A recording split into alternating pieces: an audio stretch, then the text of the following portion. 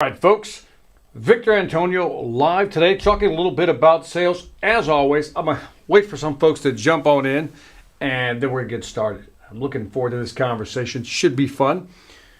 We're going to talk about basically, when you come across a problem in your business, it's like, how do you fix it? How do you structure an approach to fixing that problem? So what I want to do is I want to share with you a simple model. Was reading a great book called Data Storytelling, and I forgot the author's name, so I apologize. I'll put it in the show notes below.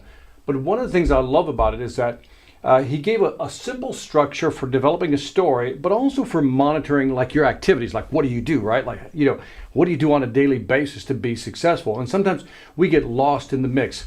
And so again, I'm going to jump on in a little bit, rather start in a little bit. Let's let a couple of folks jump on, and it should be fun. Let me see, we got, I'm going to try to say that name. Ahmed, I know I got the last part, Shehariar. I think I got it right, man. So thank you for joining me. And again, we'll let some folks jump on. And today's topic is really, 4 steps to success using a data storytelling method. Agustín Nuño de España. ¿Cómo está, hermano? ¿Todo bien acá? Espero que todo esté bien allá. We got Abdul Sada. Hi, Victor. AB from Japan. Thank you very much, man. Inkle John.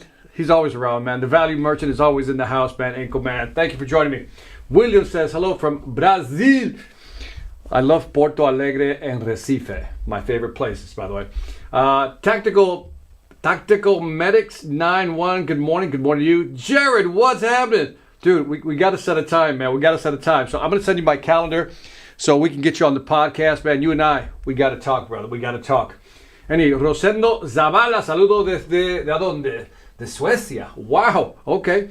Gideon Smith from South Africa, truly down under. Let me see who else we got. Mohammed Al Momani. I think I got that right, from Jordan, man. Jordan's a beautiful place. It's a beautiful place. Hello from Greece. Let me see who's that from Greece.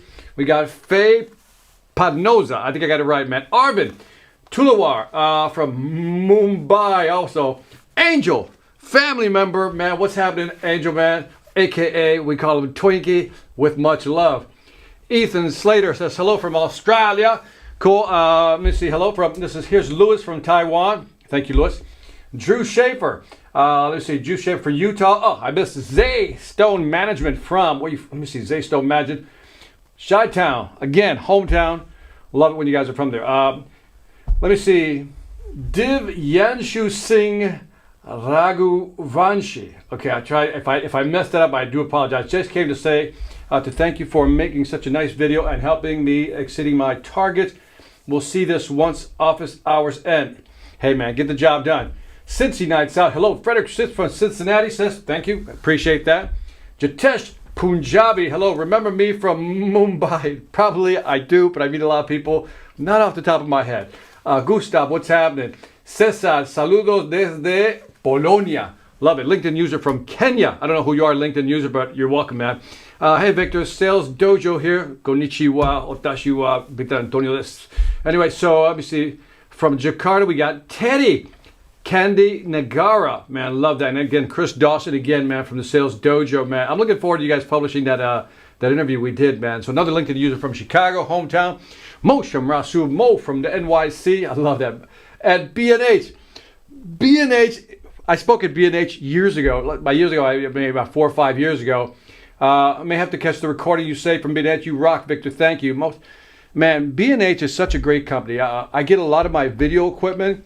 I think I got this switcher from you guys, by the way. So I got a lot of equipment from B&H. So if you go to B&H or B&H Photo, the website, great company, exceptional delivery, and you seem to have everything in stock all the time, man. So, you're my go-to, man. You're my go-to. I love it. Akram from Jordan, man. How are you doing? I'm doing good. Thank you, man. Vera from Malaysia. All good. Jatesh Punjabi again. Back. Hola, Victor from London. What are you doing over there, Matt Dawes? What are you doing over there?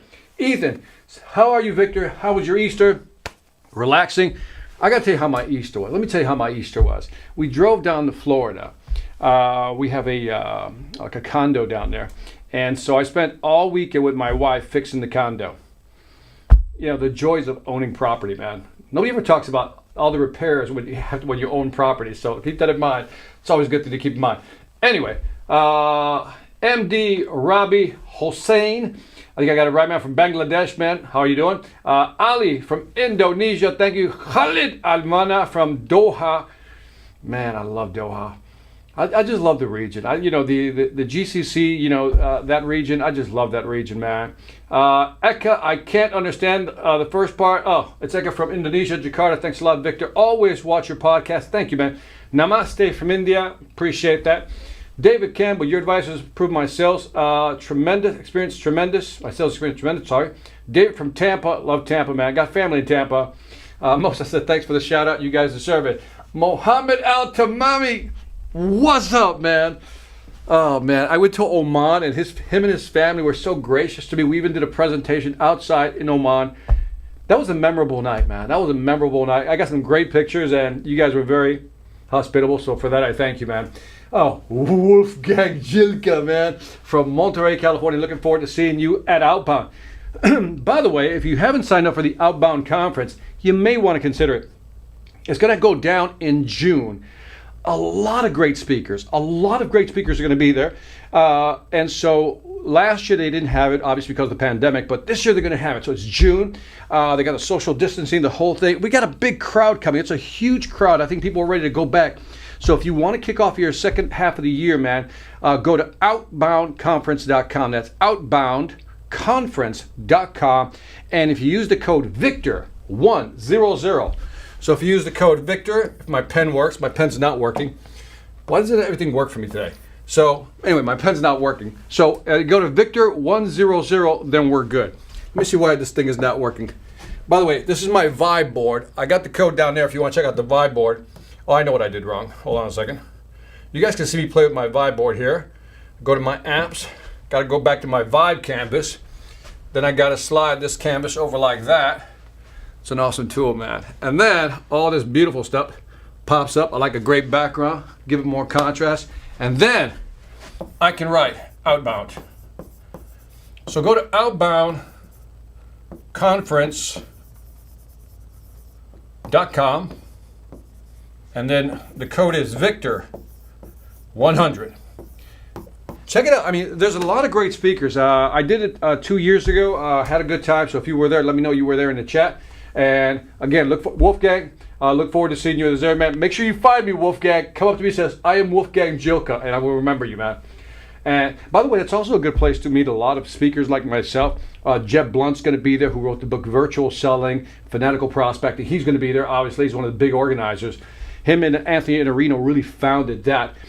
So Anthony Iannarino is going to be there as well. A great speaker. Great when it comes to like basic selling. He's great, obviously, but also more from a strategic standpoint. He's really good at understanding processes. So he's going to be there. Oh, that's a good dude. Hope you enjoyed it, and that's correct. But your work speaks for itself. Been a long time watcher, always educational. Thank you, man. I appreciate that. LinkedIn from Doha. We killing it. Mohammed Al-Tawai says, we're killing it. Used your advice from the last session. Boom. I'm glad it helped, man. Congratulations. You got a great product, man, so it's easy to sell. I love your interview, UVA. I love your interview, or you love to interview me. Yeah, man, just hit me with an email, man. If I can make the time, I always try to do interviews wherever I can. VDK, Irish, hello, Victoria. Good to see you. I'll take Victoria, man. It's all right. It's not the first time we call Victoria with salespeople. Hello from Jacksonville, Florida, says Vicky. Vicky, always good to have you. You know that. Zenur Ozbey from Istanbul. Thank you, man. I was there the first time seeing you. Jared says, I was there first time seeing you in person, and it was epic. Thank you, man. He's too kind, man. Thank you. Anyone who cannot make it in person can join virtually. Thank you for putting that out, Wolfgang. If you can't be there physically, there are some virtual tickets that you can actually buy. So Wolfgang, big points, big shout out for bringing that up. So thank you very much. I forgot to mention that. I am with Jay. Hello, Victor. Glad to be here. Sergio Perez from Panama. All right, that's cool. Let's get into it.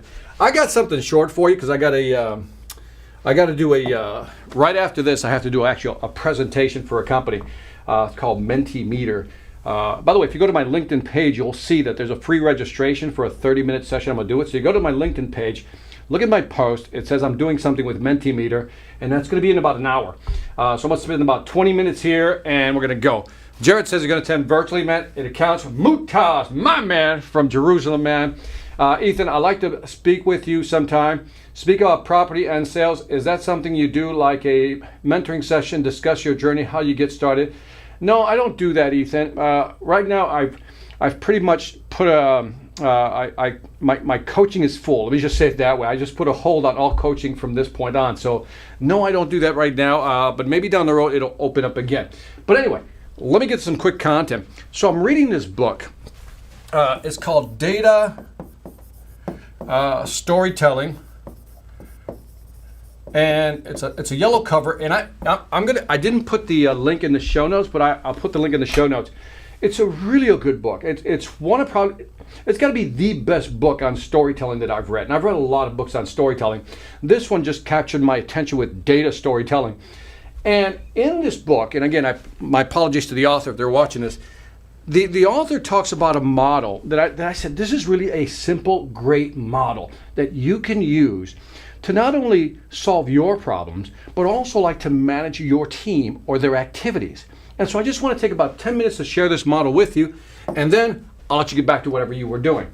And so the model begins like this, and I had to change one of the letters just so you can have a good memory device. So he used the phrase, first you got to identify the problem you're having. Now, I just said, first identify the problem you need to fix, right? Just leave it like that. So I want you to think right now of a problem you're currently having. Take a moment to go ahead and write down something a problem that you're saying, this isn't going right. This isn't working for me. Do that right now. Just mentally do that and just write it down. What's the problem? Okay? That's the first one. Second, he said, once you do that, let's talk about what you want for an outcome. So you listed your problem here. Then what would you like for an outcome? Let me give you an example, a simple example that everybody can grab onto. Let's say that your website is not generating enough leads, or maybe your website is not converting enough traffic, or if you're, let's say, doing live sales calls, you're doing some outbound, you're not able to connect and get a meeting. Or if you connect, you can't get the meeting.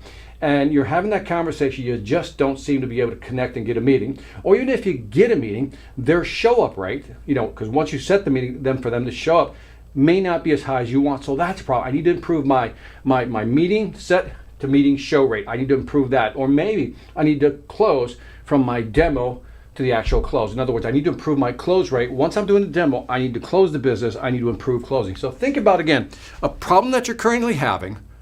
Be very specific about what that problem is, just one. And then what outcome would you like, right? And so let's say in your mind, you're trying to convert, and I'm just going to use web pages for inbound. Let's say your problem is leads right here. We'll just say it's leads, right? You're not getting enough leads through your website. You're just simply not getting enough leads through your website. Now, you'll have probably a number in your head, but what's the outcome you want? You want to be able to say, let's say for every 1,000 people that show up to your website, you want to be able to convert, I'll just say grab at least 5% of that, right? Something like that. That could be a number you throw in your head. That's the outcome I want. That's the outcome I want.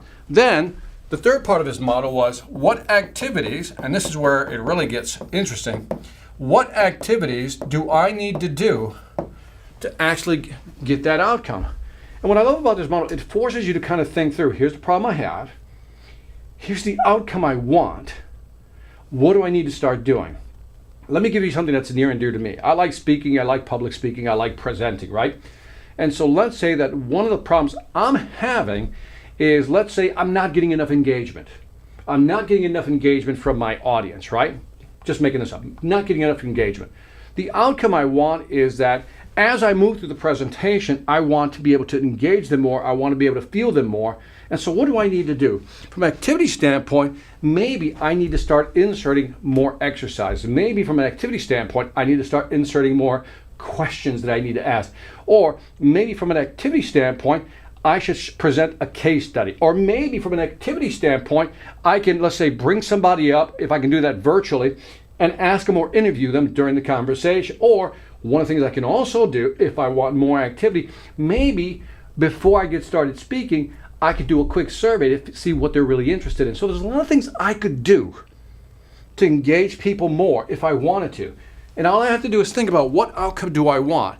And then here are the activities that I'll have to do. So I would choose my activity. The last part is basically your metrics. How would you measure it? This is a tricky one, right? How would you measure that? Like, how would you measure that? If you're converting leads, you can measure that, right? If you're only converting right now, you're converting less than 1%. Your metric is to convert more than 1%. You want to get to 5%. What are some of the activities you have to do if you have a web page that's not converting? Well, let's look at the activities. One, I need to study web pages more. I need to understand what converts and what doesn't. Maybe we can change the font size, right? Believe it or not, fonts matter. Maybe I can change the layout. That's another activity I can do. I can do some split testing. Like Google, by the way, came out with something called Google Optimize.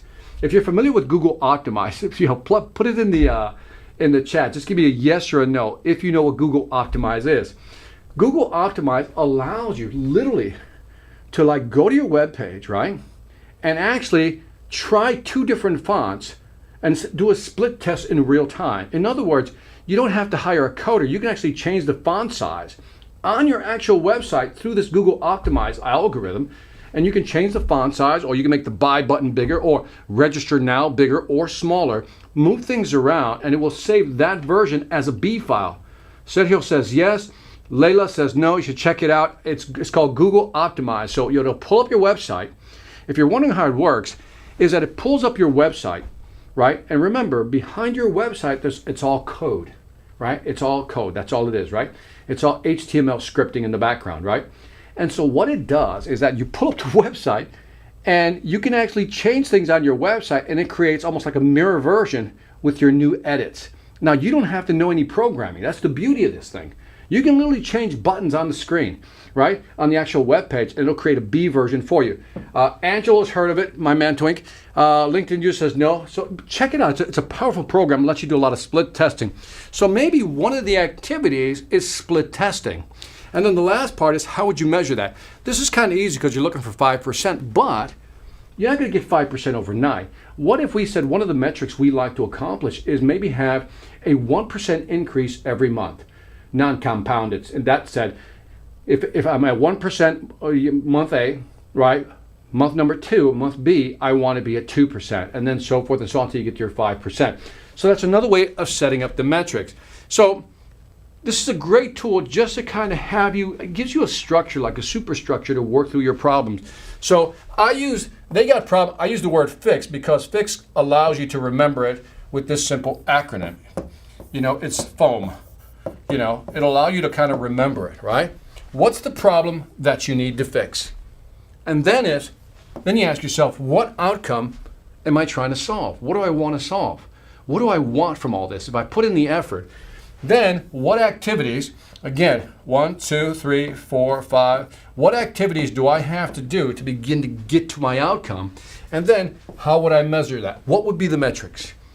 Now, the only thing this formula is missing is the concept of time, like in what time frame. And maybe you can put that in the metrics right there, right? Just give yourself a goal. So think about a problem that you're currently having. And then ask yourself, okay, what outcome am I seeking? Now be realistic. You got to be realistic, okay? So whatever the problem is that you want to fix, that's the F, problem that you want to fix, and then what's the outcome that you want? What is the desired outcome, right? So for example, let's say that you want to write a book. You don't have a book. That's a problem. You perceive that as something that you have to fix, right? Then what's the outcome? I want to write a book. All right. So what activities do you have to do to write a book? Well, you're going to have to dedicate, let's say, I don't know, an hour a day, 2 hours a day, whatever it may be to begin writing the book, right? What are the activities you would have to do? And then the metrics may be the number of pages that you write every day. For some people, it's 3 pages. For some people, it's 5 pages. Some people say 10 pages a day. Whatever it is, even if it's 1 page, doesn't matter. That's your metric, and that's how you keep yourself measuring and going forward. So I just wanted to jump on here quickly on a live stream because I haven't done one in a while. Just wanted, 1, to say hi. 2, just to kind of share this model with you. And I would love to hear your feedback. And again, it's a simple model, I know. But check out the book, Data Storytelling, and I will put them in the show notes below after I'm done with this later on today. And I highly recommend the book. I'm going through it, and I'll probably have to go through it again the second time because the book is that good. So on that note, I'm done. I'll take some questions if you have any questions. Jasmine jumped out, says, I want to let you know that I use the info in the sales self-pay, and I closed 5 one-on-one coaching contracts. Whoa, good for you, man. Plus, added 8 new members in my new membership program, all in one day. Luego te cuento. Later she'll tell me more. Muy bien. Felicidades. Congratulations. That's awesome. I'm glad you did that. There you go, man. Just sell the pain. Sell the pain. Remember, you know that simple equation, right? If the pain of the same has to be greater than the pain of change. Let me say that because I like this phrase. The pain of the same. I'll just call it the same. Pain of the same has to be greater than the pain of change. And this is really powerful if you get this. Because people, when it comes to the pain of change, it's a lot of pain, right? To change, it's very painful to change. But when you remind people that it's more painful to stay the same, do nothing, that motivates and overcomes the pain of change. So always remind people, I said, look, if you don't do anything, here's how it's going to go. And it's going to get worse for you. So as long as the pain of the same is greater than the pain of change, people will switch and take action. So keep that in mind. David says, thank you. Fixed outcome activities. You got it. I am with Jay. You got it, man. It's great. It emphasizes what you're trying to have to stick out on the page. Absolutely. Yeah, it is. Yeah, there you go, Angelo. It's really a cool tool because you can really change things with Google Optimize. It's a really powerful tool. Valer, let me see. Smutko says, big up from Prague, man. Thank you for joining us, man. Appreciate you being here. I am with Jay. Sales Velocity Academy is awesome. I'm currently in the Closing the Credibility Gap module. Way to go, man, Jay. By the way, check out the Sales Velocity Academy. That's my online academy. Just go to salesvelocityacademy.com. Check that out. David Campbell, right back at you. You're very welcome again. Inkle John says, hey, man, thanks for this. Kindly give us more examples about real versus vanity metric. Now, see, Inkle John's been following me, man, because he knows what a real metric is versus a vanity metric. A vanity metric are those things that make you feel good, right? In other words, I often joke that a lot of people like to look at how many views they have on their websites or how many people will give them a thumbs up on social media and stuff like that. And all that's great. But remember, just because somebody likes your stuff, gives you a thumbs up, or they visited your webpage, doesn't mean anything until they take some action with you. So one thing is to look at your traffic going to your website. Let's call that the vanity metric, right? But the real important number is, what's your conversion rate? That's not a vanity metric. That's a real number. What is the conversion rate that puts money in your pocket? So that's the best way of putting it. Is there any advice for project managers to run? Is there any advice for project managers to run successful projects? Layla. I think the best advice on that, Layla, is one of the things I've seen is that things get, first of all, the best project managers really know how to manage the project in terms of time. They got the, I'll call it the Gantt charts, whatever it may be, the advancement, how everything's progressing. But I think the secret sauce to getting projects done, but not only getting them done on time, is to first set realistic goals / metrics. And studies have been done on this, is that if you let's say set some realistic milestone and everybody buys in, that's the key part, by the way, people have to buy in, right? If you can get people to buy into those milestones, they're more likely to want to complete them. But here's what's interesting. If you break up this big project into smaller milestones, right? So if here's the start of the project, sometimes we just put like one big milestone here and then here's complete, here's start, complete, have a milestone. But what's interesting is I've seen people do this where they've had maybe 3 milestones, right? But here's what's interesting, that the more, I'll call these micro milestones that you can set up within your process, and you can hit those micro milestones, several things begin to happen. One, keeps everybody on track because now it's a shorter distance to the next milestone. But there's also something interesting. There's a momentum that builds here. When you start like knocking 1 down, 2 down, 3 down, you just feel this energy. And I think people, when they start, like, it's almost like gratification. I'll call that. It's not immediate. It's just gratifying to say, okay, we got to that part. Whew, good going, team. Let's go to the next one, right? And if you can show more micro milestones, I think people feel the sense of momentum. They did an interesting study with like a Subway for food tickets, right? And they wanted to find out if they can get people to use the tickets more. Let me explain. You ever see those, when you go to a restaurant, they punch a hole when you've been there once? And if you've been there 10 times, then you get a free sandwich, right?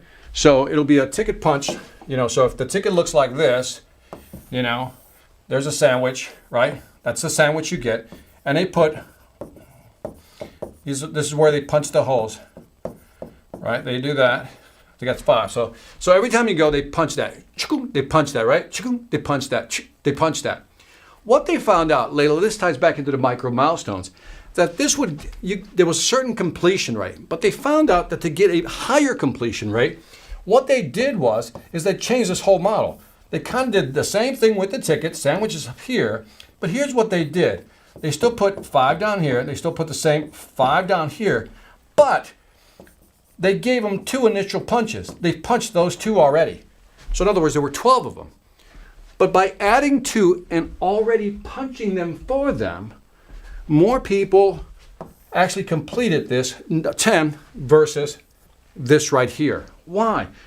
Because what they're finding out is that just having those 2 holes punched already, you feel this sense of mental momentum. Like, all right, I got 2 in, I just need 10 more, right?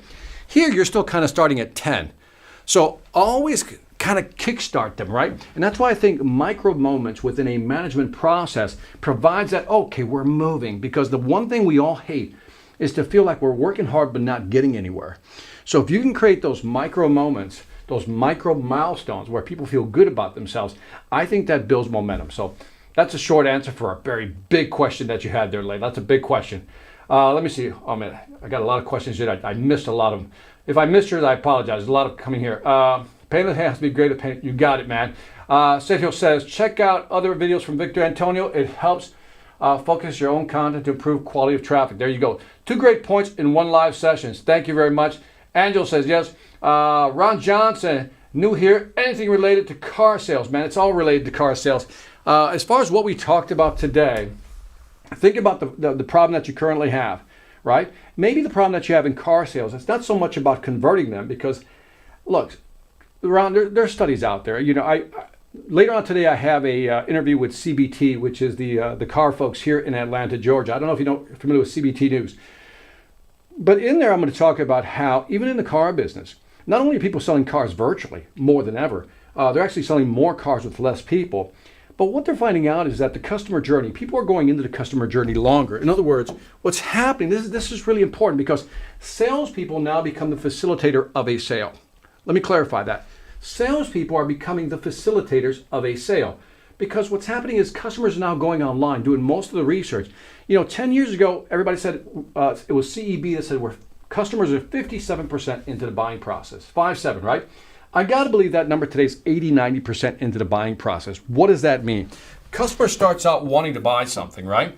And then they start searching online, right? That's the cloud. They start searching online. And again, in 2011, people said they're 50% into the buying cycle. What does that mean? They're 57% halfway, more than halfway into making a buying decision. Well, today, I would argue that number is like 80 to 90% into the buying cycle. So they're into the buying cycle. So, they're really into the buying cycle. They've done the research. 5 years ago, the average visit to a dealership, I believe, was 3 to 4 dealerships a person would visit before making a buying decision. Today, it's like 1.2, 1.3, which is essentially just one dealer, right? So that means the people arriving at the dealership, if you think about it, already know what they want. Your job, Ron, is to make them feel good about it. They're there for 3 reasons. Let me see if I can remember. One is that they want to confirm what they've already searched online, right? Or they're looking for you to clarify questions that they may have. Or, this is the big one, Ron. This is the big one, Ron. They're looking for you to give them the confidence to make that buying decision. You know how you want to pull the trigger on something, but it's like you need to talk to somebody. And when you're talking to somebody, and you already got all the questions answered, right? You don't need anything clarified. You've already confirmed the information. Sometimes you need somebody to go, you know what? This is the one you got to get, right? This is the camera you got to get. This is the microphone you got to get. This is the one. And so keep that in mind. That's what people are often looking for. Hope that helps, man. Bobby D'Souza, what's happening, man? Thank you. I've seen a couple of your notes on LinkedIn, man. Thank you, Bobby. Appreciate you, man. You keep up the wonderful work as well, man. So thank you. Likes doesn't matter unless it's at least a lead or a sale. You got it, Jay. Madan Mohade. I hope I got that right. Awesome, Victor. Right back at you. For milestones to be effective, people have to buy into the milestones. I agree with you. Micro milestones can help build momentum. Yes. Zay Sohn said, what is the tip for converting those leads who have given verbal agreement but have become hesitant with signing contracts, making payment? That's a tough one to answer because there's so many different scenarios here. Zay, if some leads who have given verbal agreement, in other words, they say, yeah, we're going to buy. If somebody gave you a verbal agreement, my question is, why didn't you close it there? Like, for example, if I'm talking to you and there's a verbal agreement, I said, based on what I've shown you, which one of these best fits your need? That one. All right, let me go ahead and send the contract, because I would take the assumptive approach. I'm going to go ahead and send you the contract. I said, and then again, if it's agreed, are you getting the deal right there? I would need more content to understand that.